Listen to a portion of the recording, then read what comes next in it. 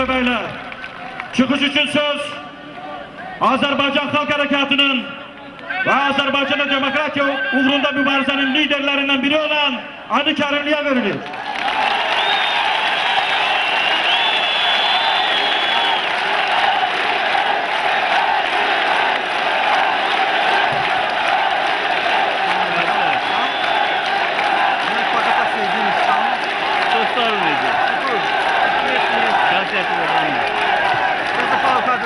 Salamlayıram. Bugünkü miting evvelki mitinglerden bir cəhətinə görə xüsusilə fərqlənir. Çünkü seçkilerden artık 20 gün keçib ve bizim evvelki mitinglerdeki qətnamelerdeki taleplerimizi yerine getirmeyiblər. Merkezi Seçki Komisyası bizim 560 şikayetimizi hatta bakmadan bu milleti tehkir ederek hemin sahte neticeleri Konstitusiya Məhkəməsinə gönderip indi ona göre de bugün biz müəyyənləşdirməliyik. Biz Azerbaycan halkına olan bu tehkiramiz münasibətle barışmalıyıq mı? Eğer barışmayacağızsa o zaman daha hansı adımlar atabiliriz biz?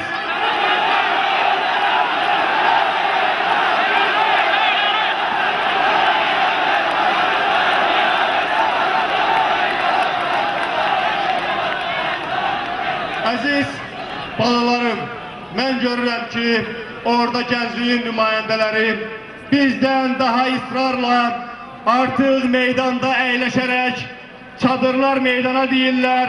Amma mən sizə deyirəm ki, hələ əyləşməyin, qalxın bu meydanda birlikdə qərar verək. Qalxın zəhmət olmasa hamımız bir yerdə qərar verəcəyik. Eğer oturmak kararı olacaksa o zaman bu kararı hamımız birlikte vereceğiz.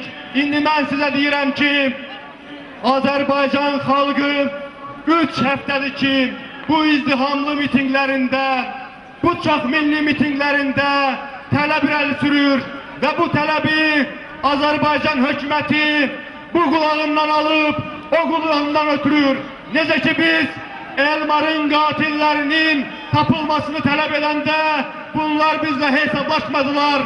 Necə ki biz seçki komisyalarının terkibinin değişmesini isteyende bunlar bizle hesaplaşmadılar. İndi biz sahte neticelerin ləğv olunmasını isteyende de bunlar bu halkla hesaplaşmırlar. Bu şəraitte bu halk neyləməlidir?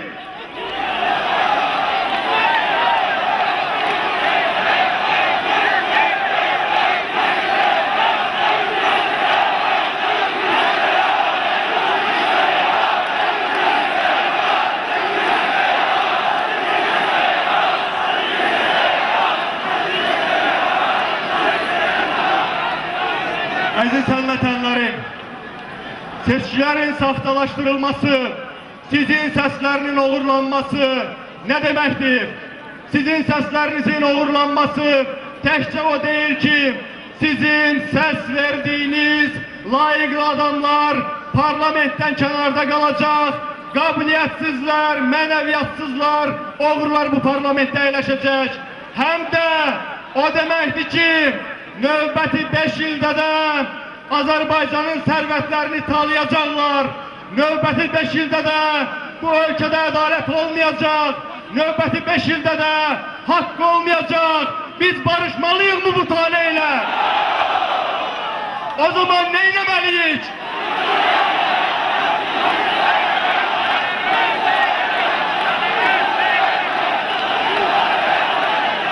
Aziz həmvətənlərim, eğer bugün bizim başımıza gelenler her hansı sivil bir Avrupa ülkesinde baş verseydi, o halklar gözlerdiler mi ki bir sülale hakimiyeti öz halkını belə bədbaxt eləsin, onun başına olmazın müsibətini getirsin, bir anlığına təsəvvür edebilirsinizmi ki bu Əliyevlər sülalesi ya bir Norveç'te, ya bir Polşa'da, ya bir Çekya'da bu fironluqları eləyə bilərdilər. Təsəvvür edirsinizmi bunu siz? Çünki həmin xalqlar dözməzdilər. Mən deyirəm ki, mənim xalqım da ucadır, şərəflidir. O da dözmək istəmir. O da dözmək istəmədiyinə görə bugün kəskin qərarların qəbul olmağını istəyir. Eşq olsun bu millətə.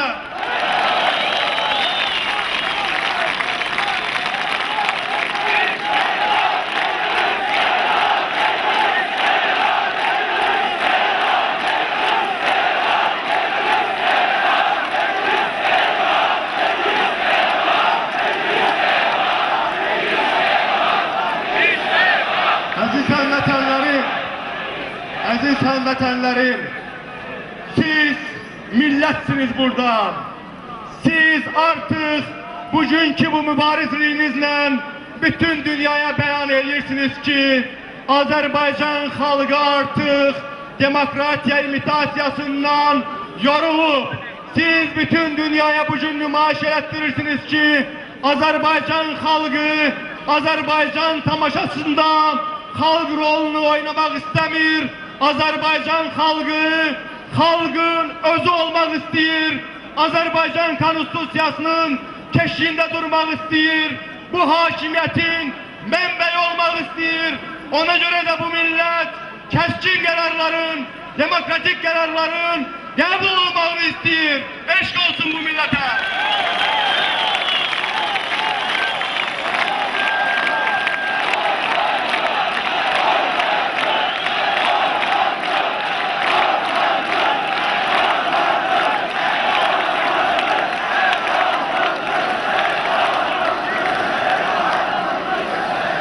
Aziz həmvətənlərim, biz 8 milyon olsaq da Allah şahiddir ki, Azərbaycanın şərəf mübarizəsini, Azərbaycanın torpaq davasını, haqq davasını qeyri-bərabər şərtlərdə bu insanlar çiyinlərində aparıblar. Siz bu milletin həmişə başını uca eləmişsiniz.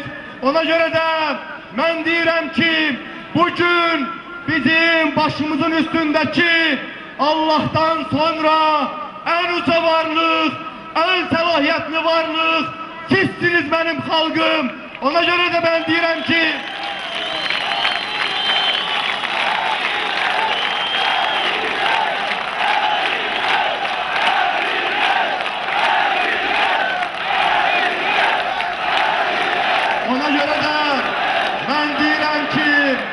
bugün Azərbaycanda demokratiya uğrunda mübarizənin növbəti mərhələsi haqqında qərarı elə siz verməlisiniz.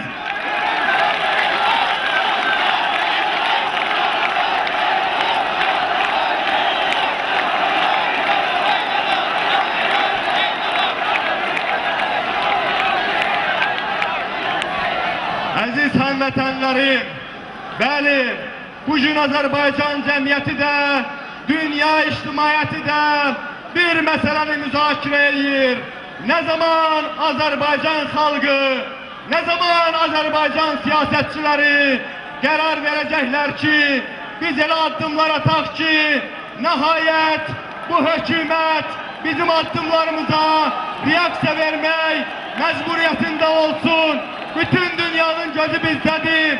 Bütün dünya görmək istəyir ki, Azərbaycan xalqı sadəcə şuar demir, o doğrudan da qərarlıdır.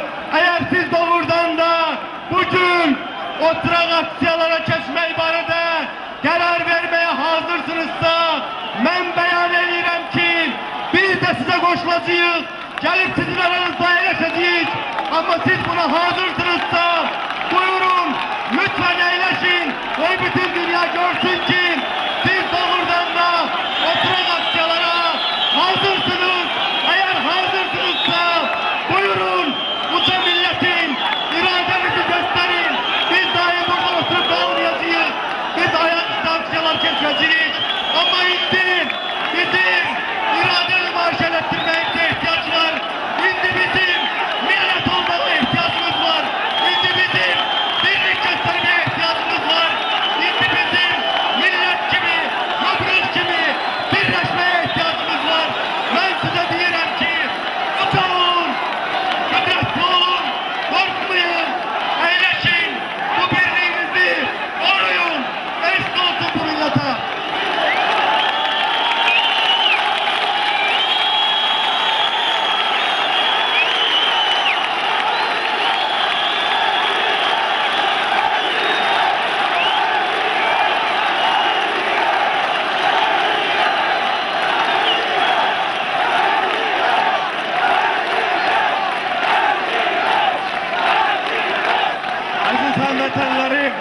oturan miting kararı ne demekti ki?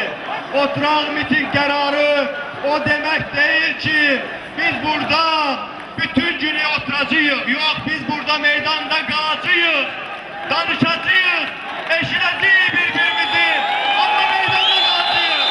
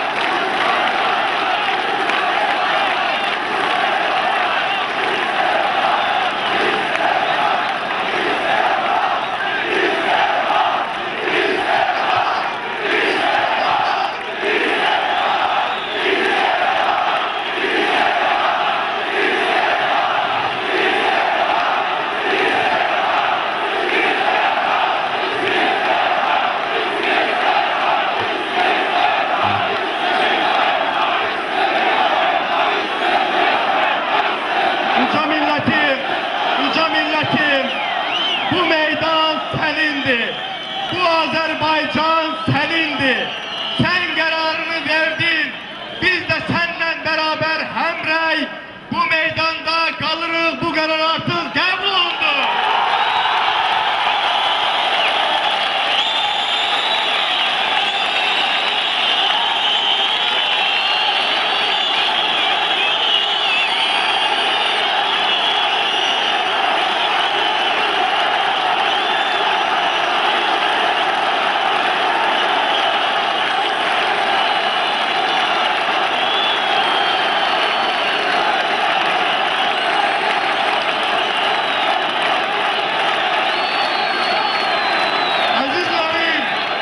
Siz başımızı uca elediniz.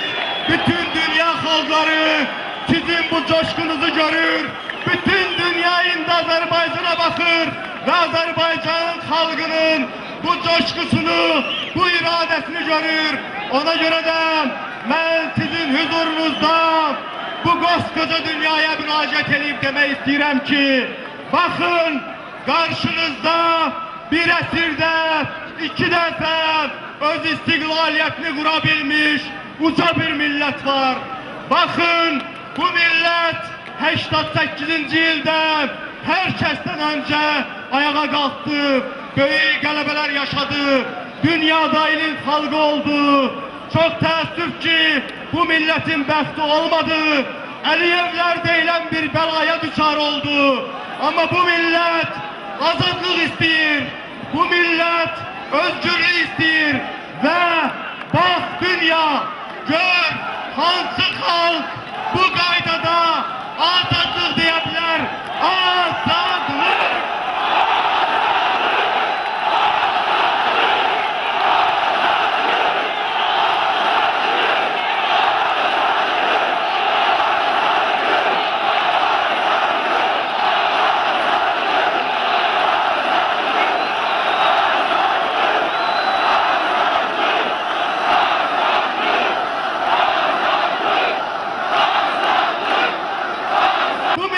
Hak davasına destek vermesen vicdanın seni ağrıtacak.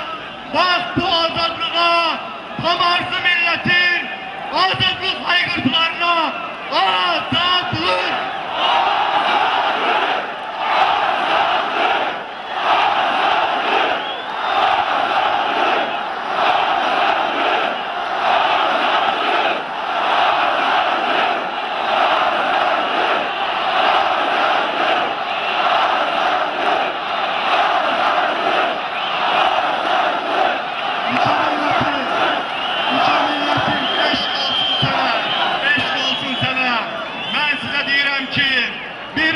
Ki biz burada karar verdik ki bizim qətnamemizdeki talepler yerine getirilene kadar, yani ki seçkilerin sahte neticeleri ləğv olunana kadar biz bu meydanlarda varız. O zaman birbirimiz için bəzi mətləbləri aydınlaşdırmalıyıq. Bəli, danışdığımız kimi bizim bu mitingi oturaq adlandırmağımızın tək bircə mənası var. Bu miting başqa mitinglər olduğu kimi davam edəcək. Bir şəkildə çıxışlar olacaq, bir-birimizi eşləyəcəyik. Amma oturaq olmasının bir mənası var. Sizin üzərinizə nə zaman bu hökumət polis göndərsə, o zaman siz yerə əyləşəcəksiniz. Heç bir müqavimət göstərməyəcəksiniz. Bizim mübarizəmiz dinc mübarizədir. Bizim mübarizəmiz zorsuz mübarizədir.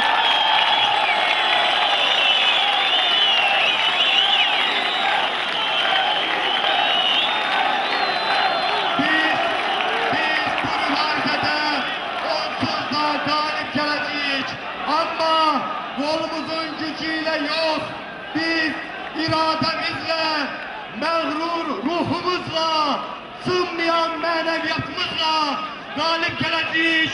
Necə ki dünyada bütün xalqlar öz diktatorlarına qalib gəliblər. Son 30 ildə dünyada 70 diktatora çəkib. Neden Azerbaycan diktatorluğu çəkməsin? Biz onu çəkdirəcəyik. Amma dinc mübarizəmizlə sözümüz söz olsun burada. Gəlin bu meydanda şərtləşəyin ki, heç bir təxribata yol verməyəcəyik. Hər hansı təxribatda olacağı təqdirdə onu siz özünüz zərərsizləşdirəcəksiniz. İndi mən sizdən soruşuram ki, siz, mənim əzizlərim, bu uca millət aranıza əgər təxribatçı girsə, siz özünüz onu zərərsizləşdirib hər hansı bir təxribata uymamağa hazırsınızmı? Bəs əgər bu hökumət birazdan başlasa öz hərbə zorbası ilə sizi qorxuzmağa, desələr ki, sizi dağıdacağıq, sizi hədələsələr, birazdan soyuq düşsə, siz bu verdiğiniz sözü tutabiləcəksinizmi? O zaman mən sizə deyirəm ki, bu millətə heç kim qalib gələ bilməyəcək. Çünki bu millət haqqın yanındadır. Uca Tanrım da xeyrin yanında olanlarlandır. Baxın bugünkü bu gözəl havaya, görün ki, Yaradan da bizim bu haqq davamıza xeyir dua verir. Yaradan da bizimlədir. Göydə Allah, yerdə xalq, qələbə bizimlə olacaq. Eşq olsun bu millətə. Sağ olun.